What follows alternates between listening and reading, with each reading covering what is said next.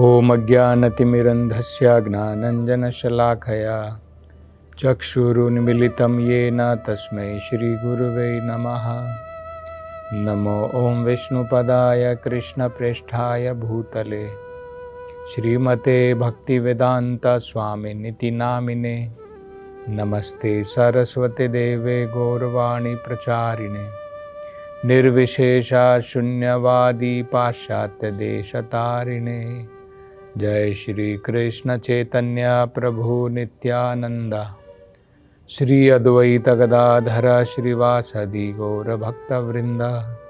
हरे कृष्णा कृष्ण कृष्णा हरे हरे, हरे राम राम राम हरे हरे। हरे कृष्णा। अवृतासुर इंद्र देवता से कुछ बड़ी महत्वपूर्ण बातें कहते हैं।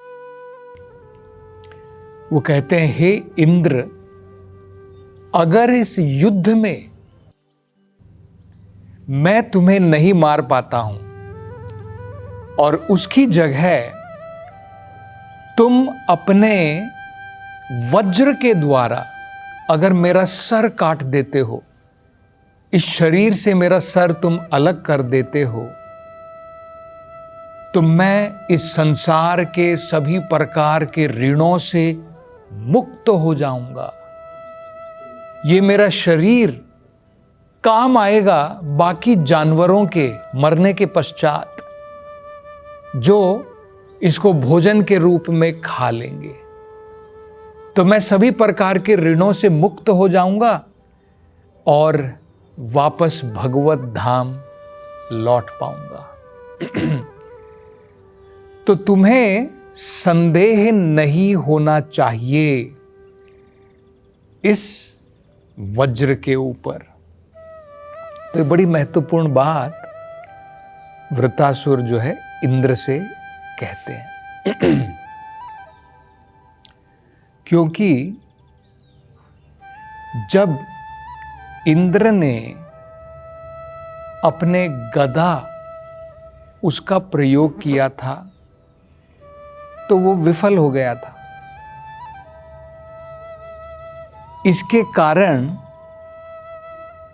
वृतासुर अब इंद्र से कहते हैं, हे इंद्र, तुमने गदा का प्रयोग किया मेरे ऊपर, वो विफल हो गया। उसके बदले में क्या हुआ हमें पता है। वृतासुर ने अपने उल्टे हाथ से, अपने बाएं हाथ से गदा पकड़ी और उस गदा के साथ जो प्रहार किया ऐरावत के ऊपर, इंद्र देवता के हाथी सवारी के ऊपर, तो ऐरावत जो है उससे घायल हो गया। उसके मुख से लहू बहने लगा और लगभग 14 यार्ड दूरी पर जाकर के ऐरावत जो है इंद्र के साथ में गिर गया। तो अब वृतासुर इंद्र देवता को हौसला दे रहे हैं कि हे इंद्र, तुम्हें अब जो है संदेह होगा। तुम वज्र के साथ में मेरे पास में खड़े हुए हो, तुम्हारे हाथ में वज्र है, लेकिन तुम्हें संदेह है, तुम्हें डाउट है कि भाई ये काम करेगा या नहीं करेगा। मैंने इससे पहले गदा फेंकी थी, लेकिन वृतासुर ने तो गदा अपने उल्टे हाथ में पकड़ करके मुझे ही घायल कर दिया, मेरे हाथी को घायल कर दिया। तो ये वज्र भी काम करेगा या नहीं करेगा, इंद्र को संदेह हो सकता है। इसलिए वृतासुर कह रहे हैं, तुम्हें संदेह नहीं होना चाहिए।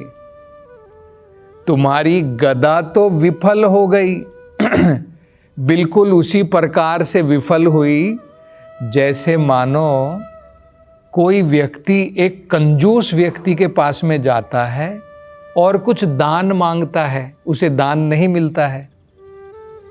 ये बड़ा सुंदर उदाहरण वृत्तासुर देते हैं कि तुम्हारी जो गदा थी, जो तुमने गदा फेंकी थी, वो तो विफल हो गई। वो तो बिल्कुल इस प्रकार से थी मानो एक व्यक्ति एक कंजूस आदमी के पास में जाता है जिसका दिल बहुत छोटा है, जिसका दिल विशाल नहीं है। अगर आप इस प्रकार के व्यक्ति के पास में जाकर के कुछ दान पूछेंगे, आप निराश हो जाएंगे, आपको दान नहीं मिलेगा। उस व्यक्ति के बैंक में लाखों रुपए हो सकते हैं, लेकिन आपको कुछ नहीं मिलेगा।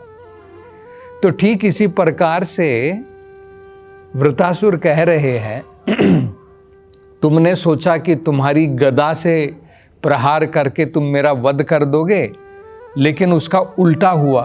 तुम्हारी गदा का प्रयोग करके मैंने तुम्हें जो है इस प्रकार से दूर धकेल दिया।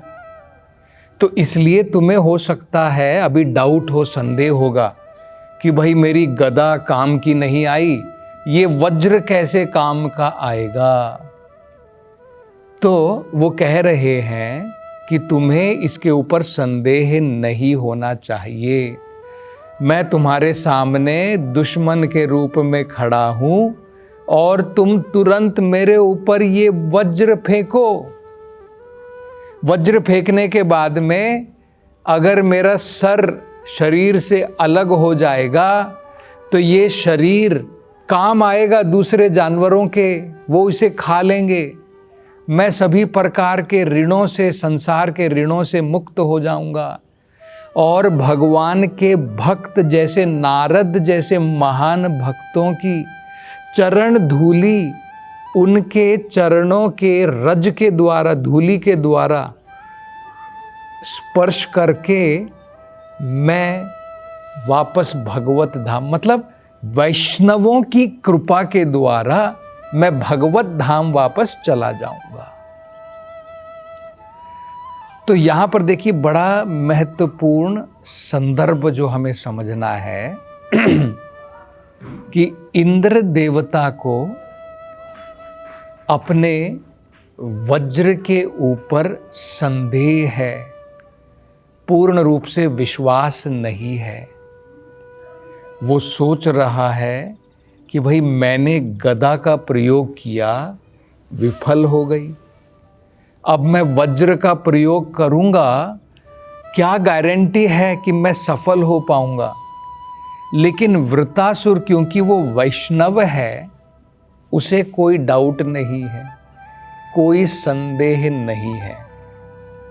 उसका क्या कारण है? उसका बड़ा महत्वपूर्ण कारण ये है कि वृत्तासुर को ये ज्ञात है कि भगवान के आदेश के द्वारा ही इस वज्र का निर्माण किया गया है। अगर ये भगवान के आदेश के द्वारा इसका निर्माण अगर किया गया है तो ये कभी विफल होने वाली नहीं है, क्योंकि स्वयं भगवान का आदेश है, स्वयं भगवान की योजना के अनुसार ये वज्र बनाया गया है। तो ये विफल कैसे हो सकता है? ये भगवान के भक्त वृत्तासुर जो थे, असुर थे, असुर के घर में जन्म लिया था, लेकिन वो भगवान के महान भक्त थे, इसलिए उनको भरोसा था, लेकिन इंद्र देवता को इतना भरोसा नहीं था। अब एक और बड़ी महत्वपूर्ण बात वो जो कहते हैं, देखिए वो क्या कहते हैं।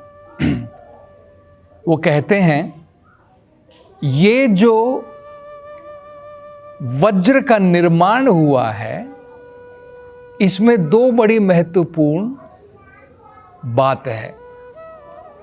पहली, दधीचि ऋषि की तपस्या का बल इस वज्र में है।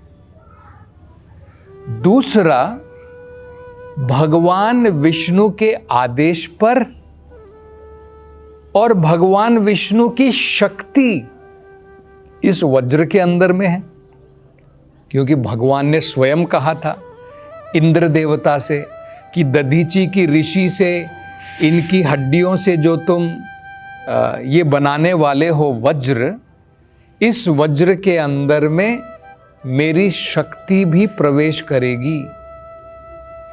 और भगवान के आदेश के अनुसार ही इंद्र देवता जो है अब यहां पर वृतासुर को मारने के लिए आए।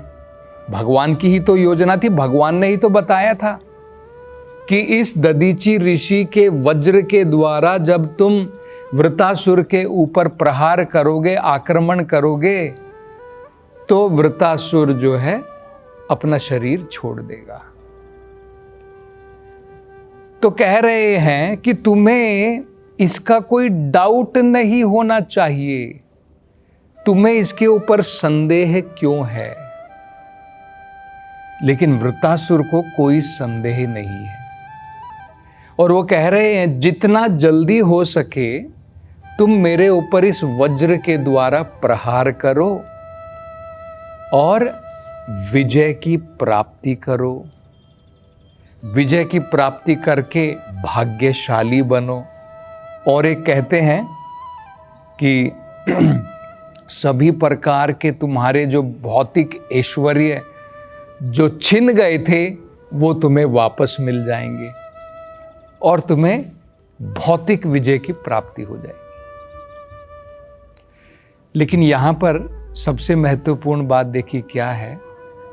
भौतिक रूप से इंद्र देवता को विजय की प्राप्ति जरूर हो जाएगी, उनका सारा राज्य का ऐश्वर्य उनको वापस मिल जाएगा।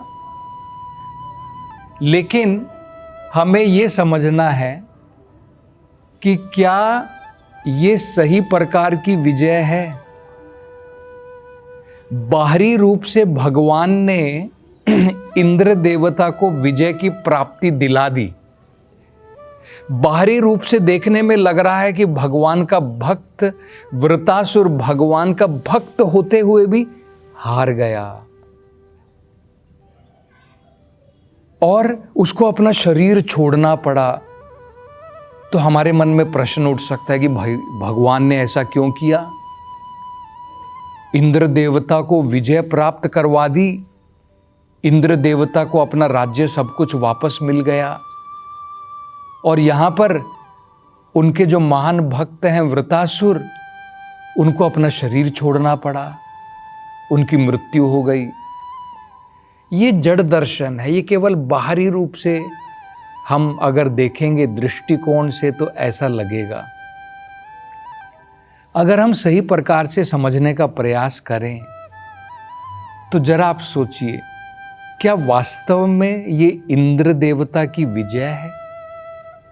मान लीजिए इंद्र देवता ने प्रहार किया वज्र के द्वारा और वृतासुर ने अपना शरीर छोड़ दिया, उसका सर धड़ से अलग हो गया और इंद्र देवता खुश हो गए कि भाई मुझे अपना राज्य वापस मिल गया, वृतासुर का वध हो गया। लेकिन हमें यह समझना है उनको क्या मिला? स्वर्ग का राज्य, क्या वो परमानेंट है? क्या वो स्थायी है? क्या वो हमेशा के लिए रहने वाला है? भगवत गीता में भगवान बताते हैं ब्रह्मा लोक तक भी अगर हम चले जाएं, ब्रह्मा लोक, आप ब्रह्मा भुवनान लोका, ब्रह्मा लोक पुनरावर्तिनी अर्जुना, कोई फायदा नहीं है, क्योंकि हमारे पुण्य खत्म होने के बाद में दोबारा इस धरती पर आना पड़ता है। मतलब ब्रह्मा लोक में भी परमानेंटली नहीं रहा जा सकता है। इंद्र देवता के पुण्य समाप्त होने के बाद में उन्हें भी धरती पर वापस आना पड़ेगा। तो ये टेम्परेरी विजय प्राप्त करके कोई बहुत बड़ी बात नहीं है। अब वृतासुर को क्या मिला, आप जरा ये समझिए। देखिए वृतासुर क्या कह रहे हैं वृतासुर कह रहे हैं कि तुम इस वज्र के द्वारा मेरे ऊपर आक्रमण करके मुझे मार गिराओ। क्यों? क्योंकि उन्हें पता है कि ये वज्र जो है कोई आम नहीं है, ये भगवान के आदेश के द्वारा बना है, इसमें भगवान की शक्ति है, ये भगवान की ही योजना है। तो अगर ये भगवान की योजना है और भगवान इससे प्रसन्न होंगे तो बहुत बढ़िया बात है ना। अगर भगवान के वज्र के द्वारा मेरी मृत्यु होने वाली है तो ये तो बहुत स्वागत की बात है। किसी चीज जो भगवान ने बनाई है, भगवान की शक्ति उसके अंदर में है और उसके द्वारा मेरी मृत्यु होगी तो ये तो बहुत स्वागत की बात है। वृतासुर ऐसा सोच रहे हैं और वो सोच रहे हैं कि भक्तों की कृपा से, उनके चरण कमलों की रज के द्वारा, उनकी कृपा प्राप्त होने के द्वारा मैं भगवत धाम वापस चला जाऊंगा। तो अब देखिए, अगर इस युद्ध में वृतासुर मारे जाते हैं भगवान के वज्र के द्वारा तो वो भगवत धाम वापस जा रहे हैं। भगवत धाम में जाने के बाद में उनका परमानेंट सनातन जीवन है भगवत सेवा में, भगवान की सेवा में। ये टेम्परेरी शरीर छोड़ करके जल्द भगवत धाम वापस चले जाएंगे। तो विजय असल में किसकी हुई?